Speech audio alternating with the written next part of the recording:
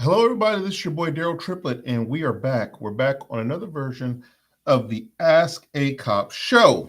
And ladies and gentlemen, let me tell you, we got a good one for you today.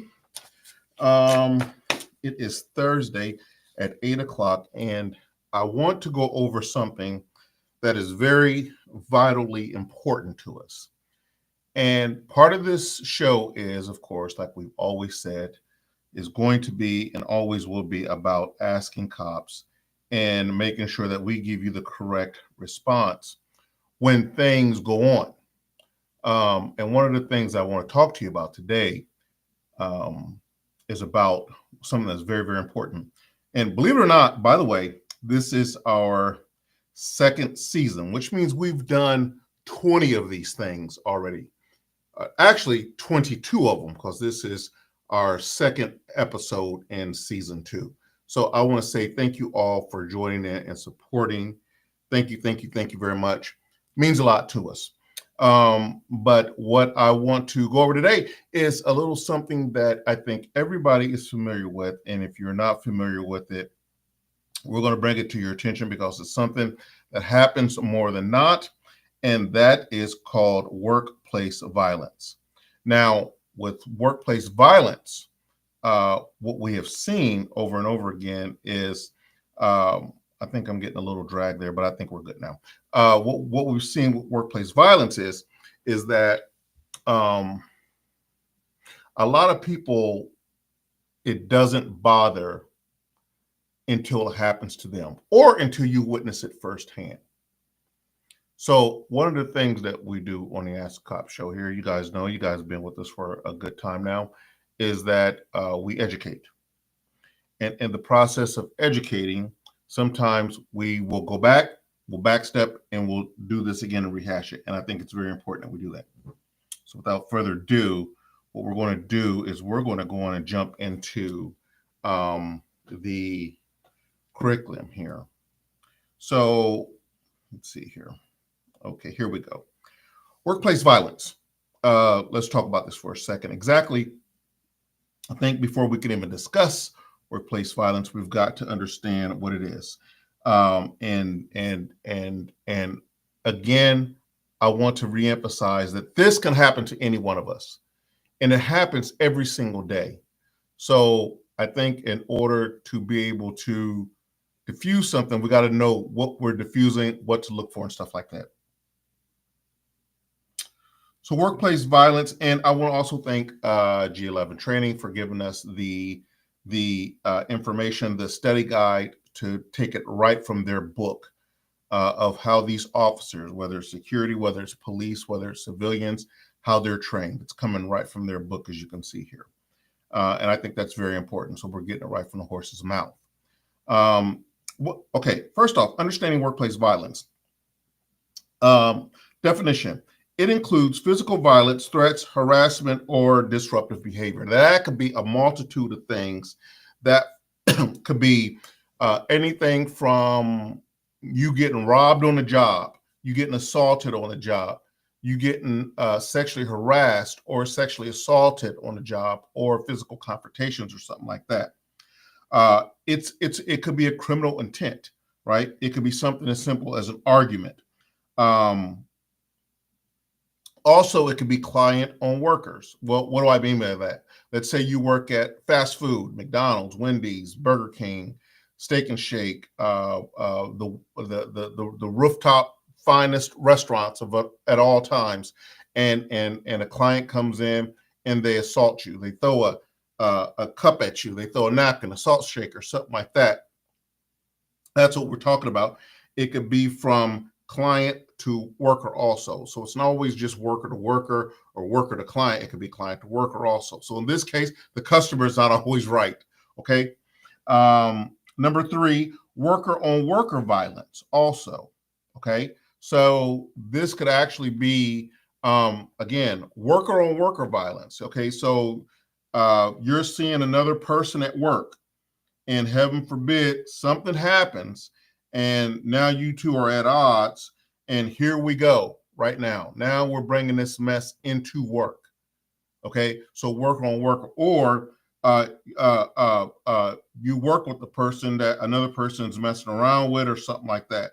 So here we go. Now we're bringing all this crap to work. Okay. So we want to keep this crap out of the workplace also.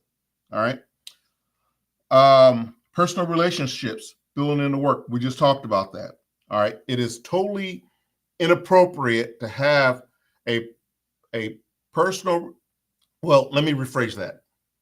There are many people who work together that have relationships. Okay. Myself and my wife, we work together, but we make sure that we do not bring our personal mess to work, right? Because we know that that can be considered some type of form of workplace violence. And when you have that, that's just bad business for everybody. So yeah, it can spill into the workplace, but we don't let it. So if you're not mature enough to handle it, I would say just keep it 100% business. Somebody needs to find another job, I guess. Oh, now let's talk about the early warning signs of workplace violence. Now, early warning signs, a couple of different things. Um, Early warning signs could be a couple of things: increased uh, aggression or conflict. So the person that you may think is, excuse me, jolly roll every day, and guess what? You've seen for the last couple of weeks, he's been going downhill. You know, he's snapping at everybody. He's irritated. He's in conflict with everybody. That could be an early warning sign of workplace violence. Signs of paranoia or isolation. Someone's always out to get me. Someone's out to get me. Someone's out to get me. You see the little Martians, they're out to get me or whatever. You know, that could be signs of paranoia. The boss is always on me, things of that nature. Those are things we want to keep an eye out. Oh, boy. Oh, my God. Excuse me. Okay. Signs of paranoia and isolation we want to keep an eye out for. Verbal threats and intimidation. So someone comes in here and say, I'm going to blow this MFer up, right? It's your job to sound the alarm on that. Whether you think they're serious or not, it's your job to sound the alarm on that.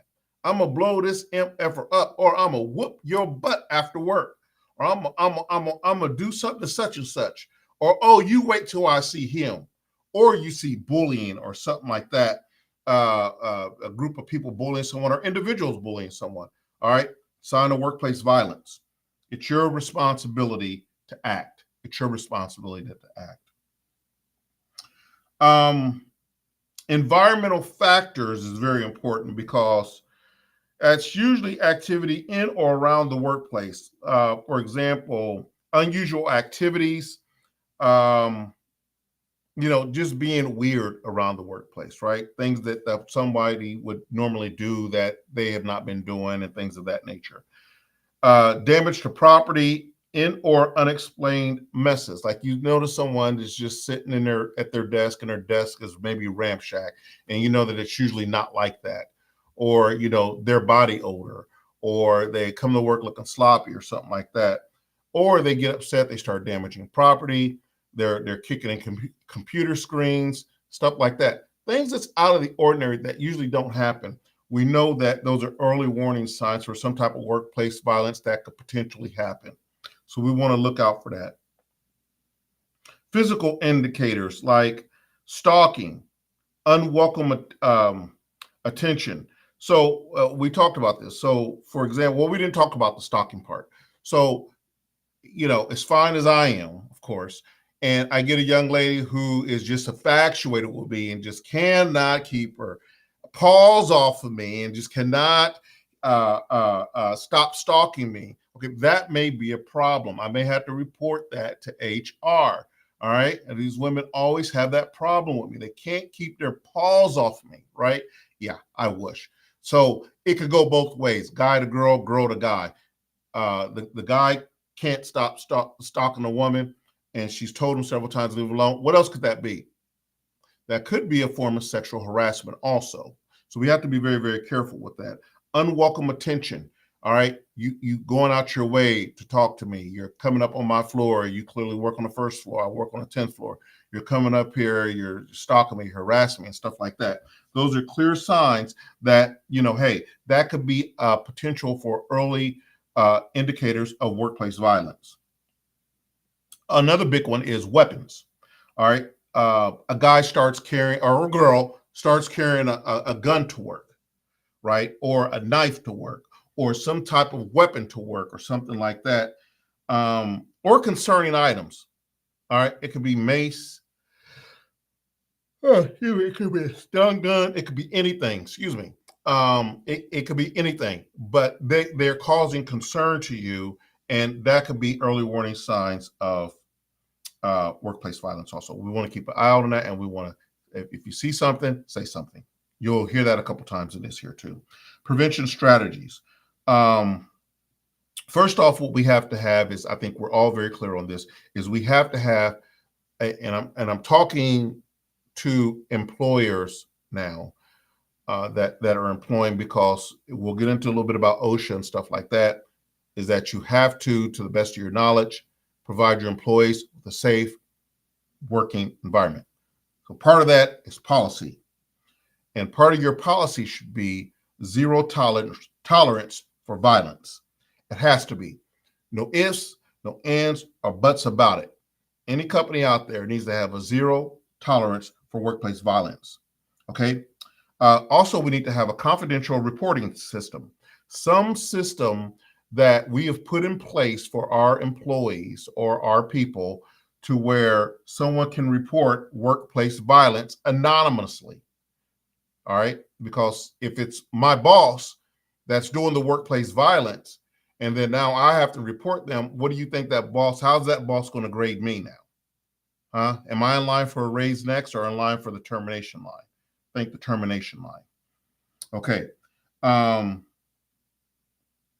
Secured entry points and surveillance systems. Now, this is a good one, because secured entry points. So if there is a threat of workplace violence, we want to have a secure entrance point, to where that employee or that person has to go through some type of security, possibly to get back to you, right? So they're pissed off, they go to lunch, they have to go back through a security checkpoint, where they're walking through a metal detector or something like that, where they have to get back into the building, that they should not have a weapon or anything like that. So some type of secured entry points, and surveillance system, which are camera systems, of course, seeing the ins and outs of the buildings, the nooks and crannies of the building once they're inside and stuff like that. It should be on video surveillance. So the guard at the front desk is monitoring if you get in some type of trouble. Hopefully that guard at the front desk is watching and is able to take some type of actions, whether it's call the police, or him call the police and then go to intervene or something like that, or maybe his partner even calling the police. But there should be some type of interaction from your security or your HR or your bosses or something like that when they're seeing stuff like that. Another thing is, a lot of times the disgruntled employees or aggravated people that are coming in and out of your jobs may bring workplace violence on the outside of the building also. So they may try to catch you when you're leaving the work also. It ain't already bad enough, I got to deal with this on the job, but when I leave now too. So the parking lot should be well lit, and in common areas should be well lit also. For some reason, criminals don't like brightness. They don't like the daylight, right?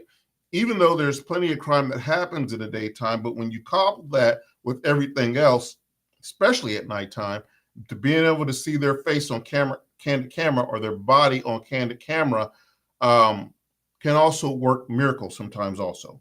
So we got to be able to think about that also. So well-lit parking lots and common areas is a must.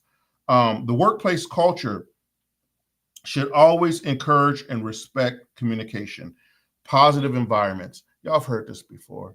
Positive vibes, right? Positive vibes. We're giving off positive vibes at the workplace, positive vibes.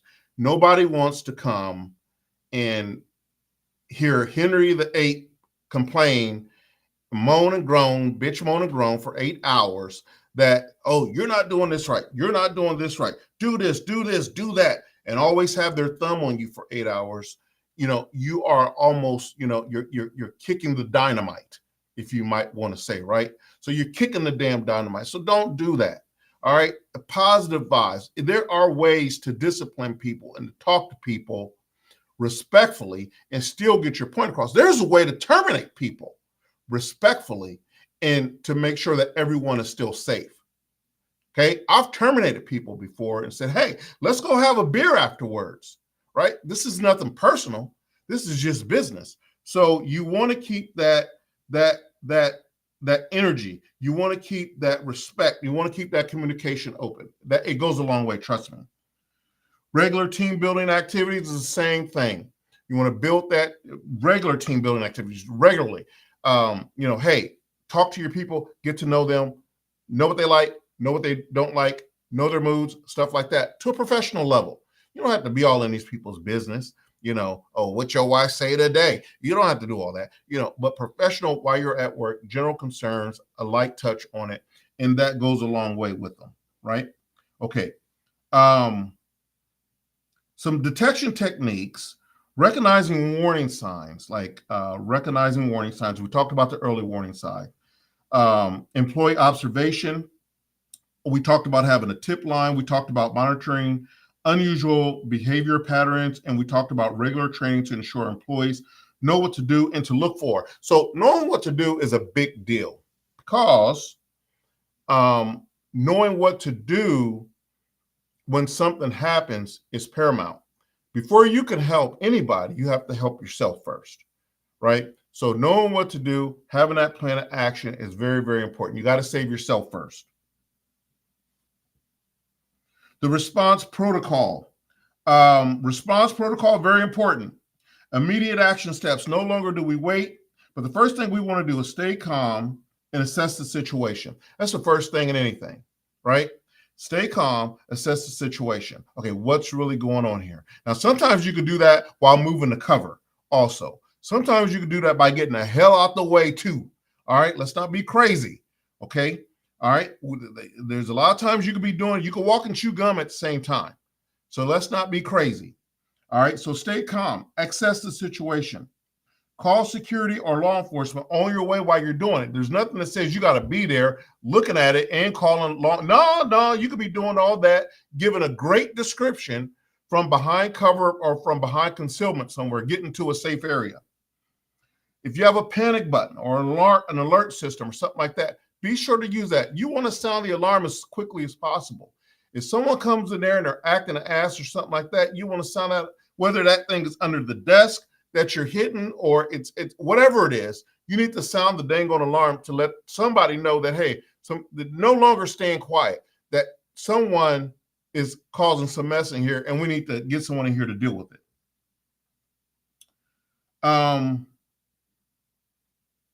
Of course, communications, you want to notify supervisor or as HR as soon as possible. And then you want to use a code word for discrete communication. I don't know if the blue fox is in the building. The blue fox. I don't know what code word that you could come up with, but it needs to be something that alerts the office or your staff or personnel that there's an angry person on this ground or an aggressive person on this ground, and we need someone needs to call law enforcement, security, or something like that. Follow-up actions, you need to document the incident thoroughly, and you need to provide support for affected employees. So documenting the incident, we all know that. You have to document the incident. You're going to document the incident because it becomes a legal procedure. I don't care if the guy comes in there and he gets pissed off at you and he knocks over a set of pens, right? We're going to still document that incident because tomorrow he comes back and he comes back with a gun. We need to document that incident that yesterday he came in here and he knocked over a set of pens, and we need to take that up to legal and maybe even, are we going to call out the SWAT team for that? Probably not. But guess what? They need to know that something happened yesterday in order to be prepared for today, because you may want to lock the doors. You may want to get extra personnel in there. You want to update security, get the police in there, something like that. You got to be proactive about this. Okay, de-escalation techniques at the workplace. So the first thing when de-escalation, we used to not teach this because we used to just not give a damn or did not care or didn't know. De-escalation techniques on the workplace. So de-escalation, well, the first thing you want to do is, of course, stay calm, keep your composure. Stay calm. The person who's upset is going to always be on 10, right? If they're on 10 and you're on 10, then we're not getting anywhere. Everybody's at their ceilings, and the next thing is you're going to be throwing blows and rolling around the ground looking stupid, right? So you want to remain calm. If they're on 10, you need to be probably about a 5, right?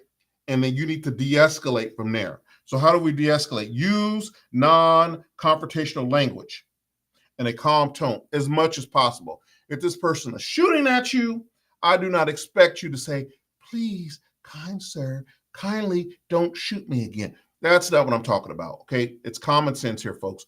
We know if it's a de-escalation technique, then we de-escalate. If it is not a de-escalation technique and we have to actually physically fight to save our lives, then that's what we have to do. Don't be stupid, right? Fight to save your life to the dying breath. Fight to save your life, right? But you have to put these in steps also.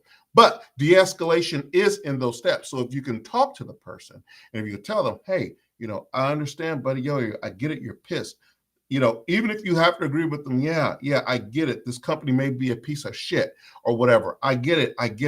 All the while in the back of your mind, you're thinking the cops are on the way.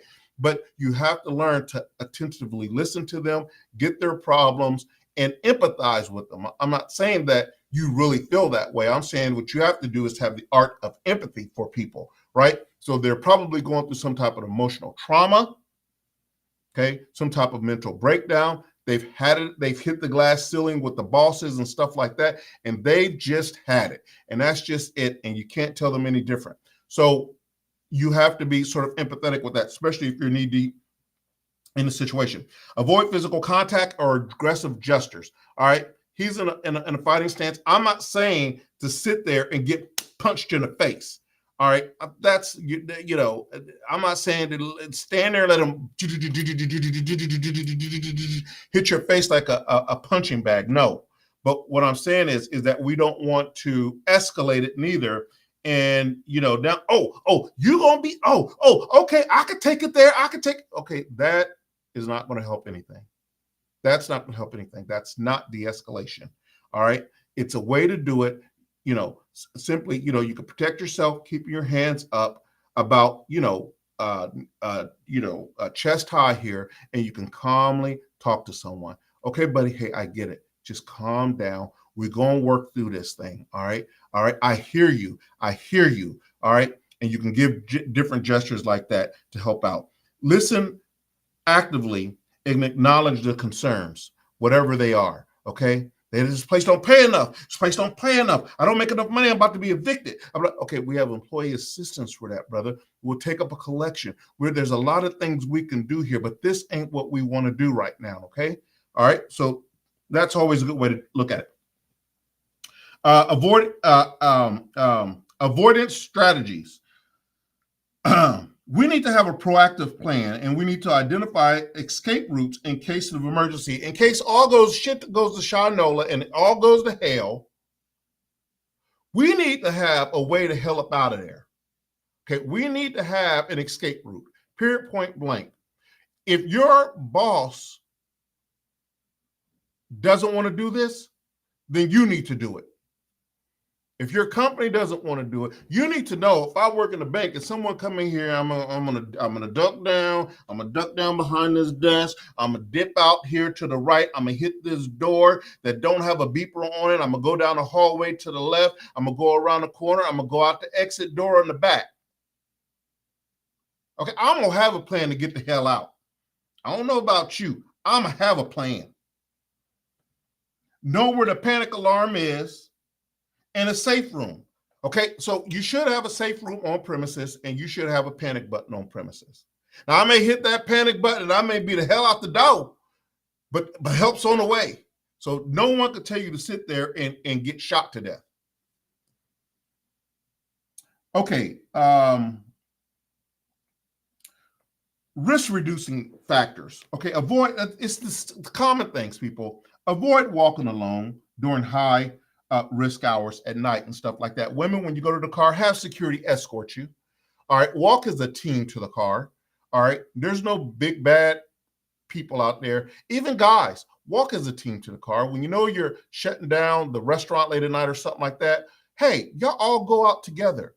It's more likely that you won't get robbed together than one individual coming out who they think may have the money bag, right? So we all going to huddle up together. We're all going to go out together. We're all going to get in on the plan. Limited access to high-risk areas, certain computer rooms, weaponry rooms, servers, internet room, stuff like that, phone lines where someone can cut the phone lines and stuff like that. Those areas want to be secured. They want to be secured. Personal safety measures. Stay aware of your surroundings and avoid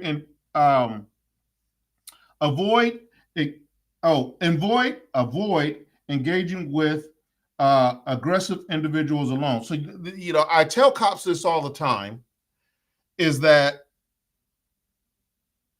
call for backup. Okay, if you're police, call for backup. If you're civilian, call for backup.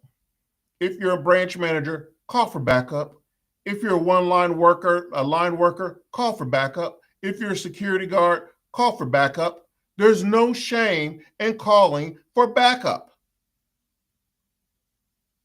Because guess what? Later on, you might think, well, I'll do it later if I need it. You may not be able to get a chance to do it later on. You may not be able to get a chance to do it. So call for backup. There's no shame in it. You don't want to engage with this person alone, because what happens if he gets the best of you or she gets the best of you, right?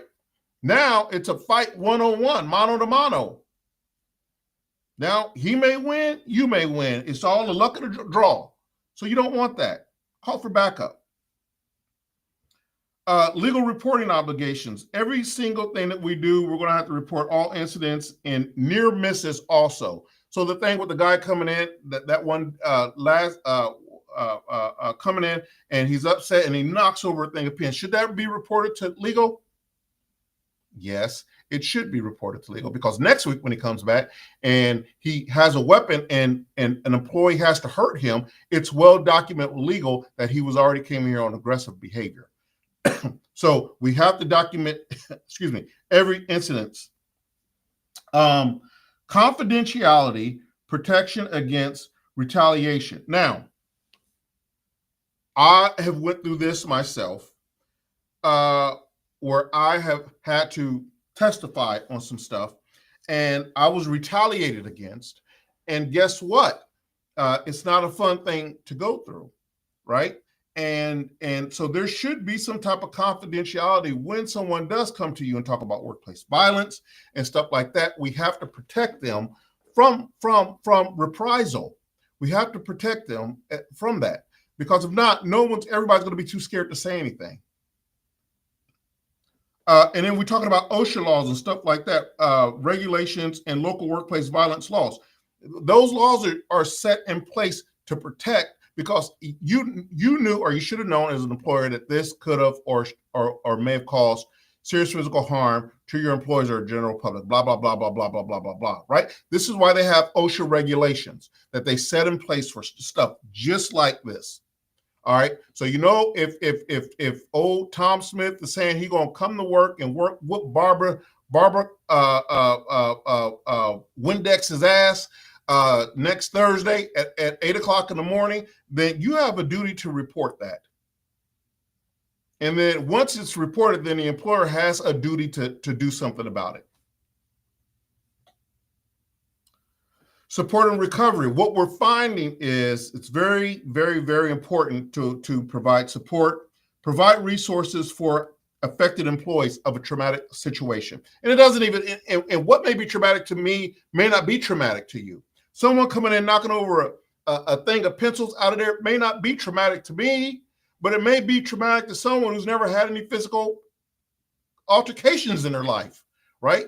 They may not, that very well may have mentally bruised them. So we can't shrug it off and just laugh at it. We got to just provide the support that everybody needs on this thing. Counseling for Employees Assistance, the EAPs, Employee Assistance Programs. Every employer should have that. Very, very important. Clear communications about steps to take for post incidents. So people, we have to talk after this thing. Okay, it's just like school shootings or public shootings and stuff like that. You have to talk, you have to communicate, you have to get some type of counseling and stuff like that. If not, they say hurt people, right? So we want to make sure that we're cutting that off at the knees right there. So we got to have clear communications and steps to take for post incidents. Encouraging team um, resilience and rebuilding trust. So again, that just goes without saying. Once something like that devastating happens, the trust is over out the door. I ain't going back to that establishment no more. These people don't know how to act. You know, I say that all the time about bars and stuff like that. I'm not going to no damn bar. All these mother lovers do is shoot, cut, and stab. That's all they do. Get drunk, go over, run people out, shoot, cut, stab. That's all that you do. Every time you turn on the news, that's all you're hearing. So I opt to stay away from things like that. That's just me. That's just my own personal thing. All right. Continuous improvement. That's one thing that we have to do.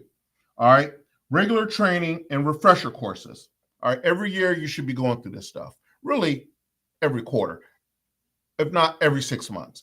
Every quarter, every 6 months, every year, your company should be going through this. I know some companies are bigger than other companies and a little bit more logistically challenged to do it, but still, you get the point.